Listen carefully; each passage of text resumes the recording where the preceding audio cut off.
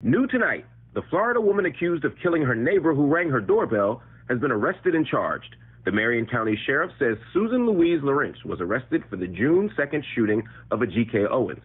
Police say she and Owens, a mother of 4, had a long-time feud over Owens' children playing outside. Lorincz had told police she fired in self-defense after Owens tried to break down her door.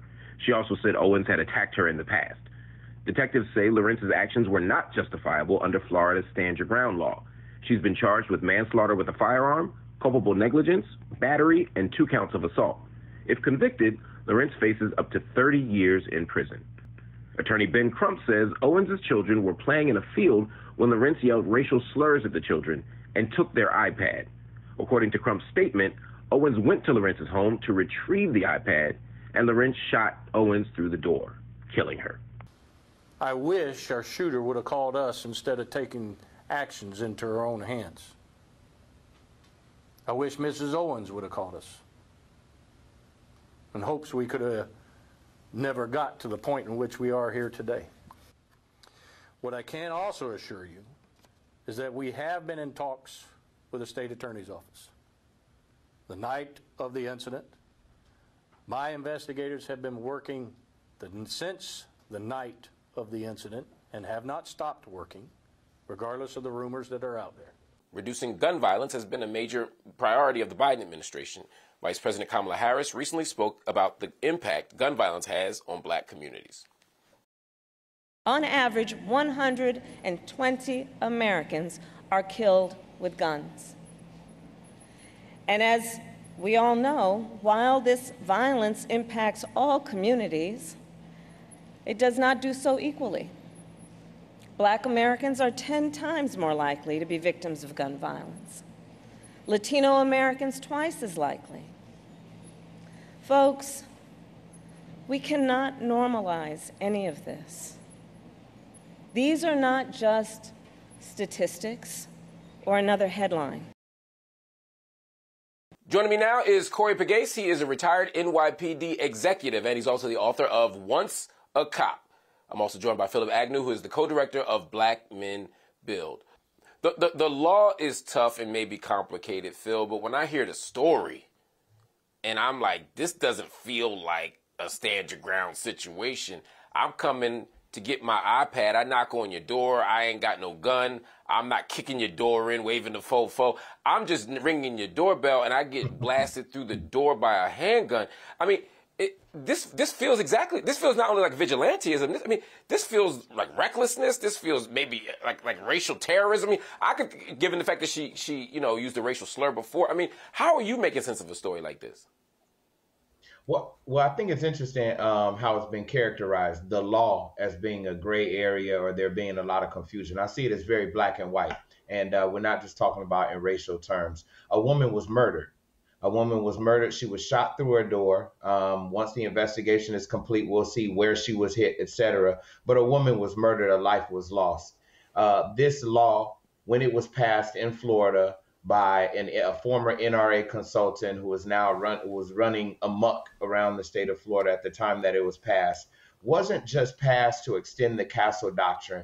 It was a part of a slate of laws in Florida and now around the country that have made it that much easier for white folks to play upon the fear that they already have of black people that has been drummed up by the media, that has been drummed up by living in a country that sees black people as public enemy number one.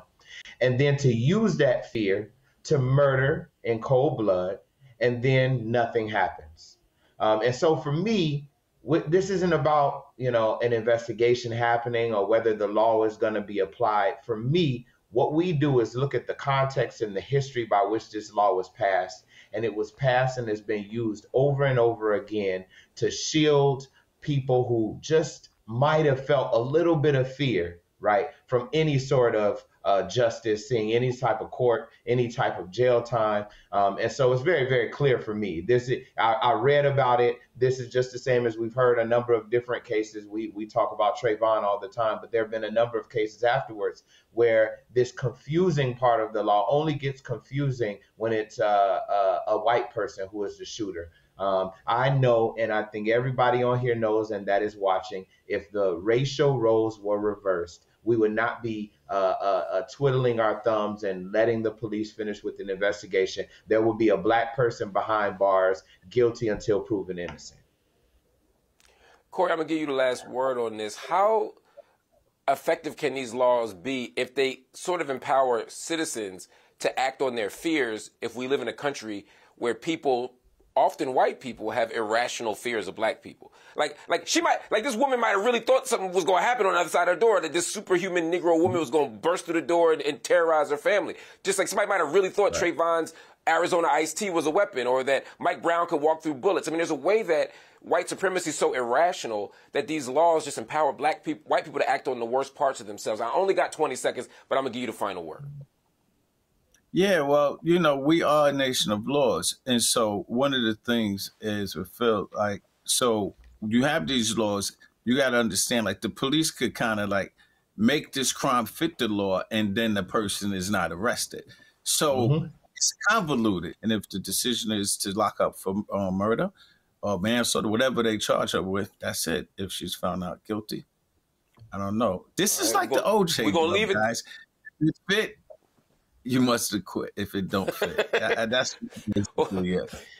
Well, I don't know if I go OJ on that one, but Corey Pegues, Phillip Agnew, two brilliant brothers. Thank you both for joining me.